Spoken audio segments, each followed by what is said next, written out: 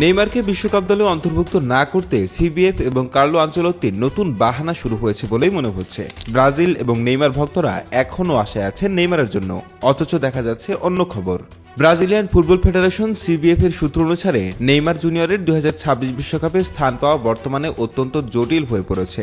আনচেলত্তির নেতৃত্বাধীন technical staff এবং CBF কর্মকর্তারা নেইমারকে দলে না নিতে বেশ কিছু চ্যালেঞ্জ পাওয়া গেছে।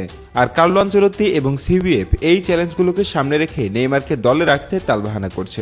চ্যালেঞ্জ নাম্বার 1, ধারাবাহিক ম্যাচ খেলার অক্ষমতা। নেইমার বর্তমানে 8টি ম্যাচ টানা খেলার মতো শারীরিক সক্ষমতা দেখাতে পারছেন না। বিশ্বকাপের মতো দীর্ঘস্থায়ী ও উচ্চ তীব্র টুর্নামেন্টে খেলোয়াড়দের ধারাবাহিক ফিটনেস ও ম্যাচ রিদম অত্যন্ত গুরুত্বপূর্ণ। এই দিকটি তার বিপক্ষে সবচেয়ে বড় প্রতিবন্ধকতা হিসেবে বিবেচিত হচ্ছে। আর এই কারণে কার্লো এবং সিবিএফ মনে করে নেইমারকে ব্রাজিল দলের সাথে নিয়ে যাওয়াটা অনেক বড় সমস্যা হতে পারে। যদিও সান্তোসের সবচেয়ে ফিট খেলোয়াড় হিসেবে বিবেচিত হন গ্যাব্রিয়েল বারবোসা, কিন্তু সান্তোসের সর্বশেষ মেডিকেল চেকআপে দেখা যায় নেইমারের বর্তমান ফিটনেস বারবোসার থেকে বেশি ভালো। মিরোসোল ম্যাচে অনুপস্থিতি। কোচ কার্লো আনচেলত্তি বিশেষভাবে সান্তোস বনাম মিরোসোল ম্যাচে নেইমারকে দেখার জন্য উপস্থিত ছিলেন, তবে নেইমার পেশির ক্লান্তির কারণে ম্যাচে অংশ নেননি। আনচেলত্তি আগেই সান্তোস কর্তৃপক্ষ ও নেইমারকে এ বিষয়ে অবহিত করেছিলেন। ঘটনাটি সিবিএফ এর অভ্যন্তরে উল্লেখযোগ্য অসন্তোষ সৃষ্টি করেছে এবং আনচেলত্তিও এতে অসন্তুষ্ট হয়েছে। সেই ঘটনার পর থেকে সবকিছু নেতিবাচকভাবেই ভাবা হচ্ছে।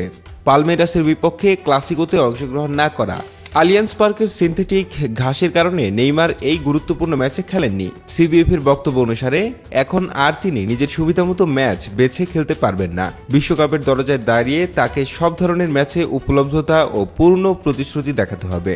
বর্তমান অবস্থা: নেইমার ফিফার প্রিলিস্টে 55 জনের মধ্যে রয়েছেন, তবে 19 মে চূড়ান্ত 26 সদস্যের দল ঘোষণা করা হবে। আনচেলত্তি ও সিবিএফ এর একাংশ মনে করছেন নেইমার এখনও প্রয়োজনীয় মানদণ্ড পূরণ করতে পারেনি।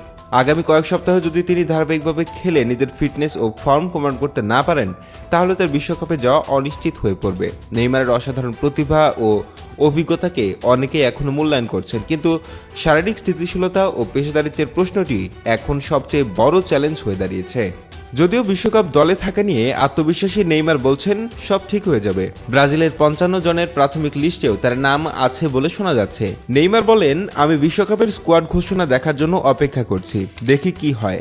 বাক্যটা শুনতে খুব সাধারণ, কিন্তু এর ভেতরকার নিষ্ক্রিয়তা কানে লাগার মতো। 10 বছর আগের সেই কিশোর যে নিজেকে ঘোষণা করেছিল বিশ্বজয়ের বার্তাবাহক হিসেবে, সে কখনো বলতো না দেখি কি হয়। তখন সে ছিল ঘটনার কেন্দ্রবিন্দু, ভাগ্য তার হাতের মুঠোয়। আজ সে একজন প্রতীক্ষাকারী, দরজায় টোকা দেওয়া মানুষ যে জানে না দরজা খুলবে কিনা।